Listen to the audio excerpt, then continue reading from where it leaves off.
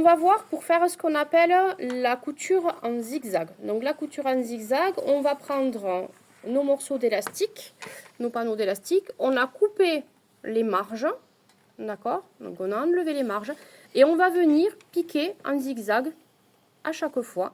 Donc là j'ai fait exprès, pour compliquer les choses pour Hugo parce qu'il aime bien quand c'est compliqué, mettre effectivement une petite pince, comme si on avait une pince au patron. Et là je vais vous montrer, on va faire vraiment la technique pour venir et tout poser et faire notre galbe. Ouais, c'est ça, ok.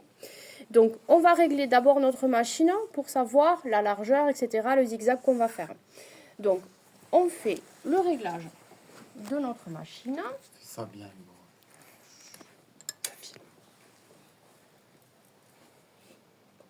Hop, voilà, en position zigzag. Je fais un test sur ma concierge pour voir si ça me convient. Donc, bien sûr, on ne pique rien. Tout va bien.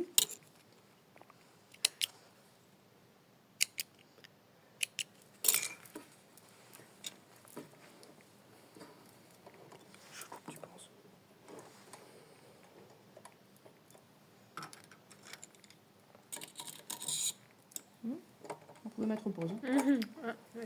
Pas grave. Donc je regarde un petit peu au niveau de ma couture ce que ça me donne. C'est pas mal, mais je vais venir resserrer mon point. Donc je descends mon chiffre. D'accord, je vais le mettre à 2.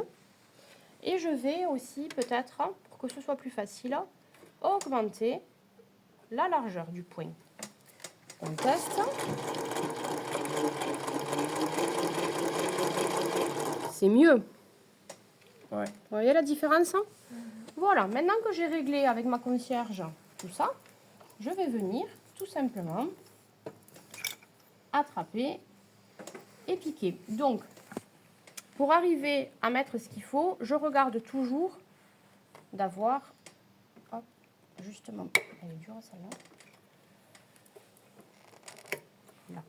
Mon aiguille bien au milieu, d'accord? Donc, comme ça, je vais placer ici, au milieu, pour faire ma couture. Donc, on est parti. On fait la marche arrière, on n'oublie pas. C'est super important. Et là, vous allez laisser attraper. Voilà. Et en fait, je fais juste, vous voyez le mouvement, pour chaque fois, resserrer. Donc j'y vais doucement, je resserre doucement, doucement, doucement. Pour pas avoir de trou, il ne faut pas que ça se chevauche. Et là, je vais venir écarter un petit peu le bord. Là, je vous montre le niveau de difficulté, hein,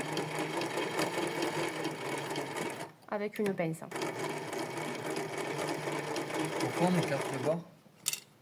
J'écarte le bord pour pas que ça chevauche et que ça fasse un bourrelet.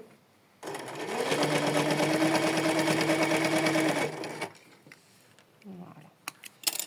Et là, j'ai quelque chose de propre. Rien ne se chevauche. Et ça tient. D'accord? Voilà. Et vous voyez, on a un galbe, du coup, qui est fait avec la pince que j'avais fait. C'est bon.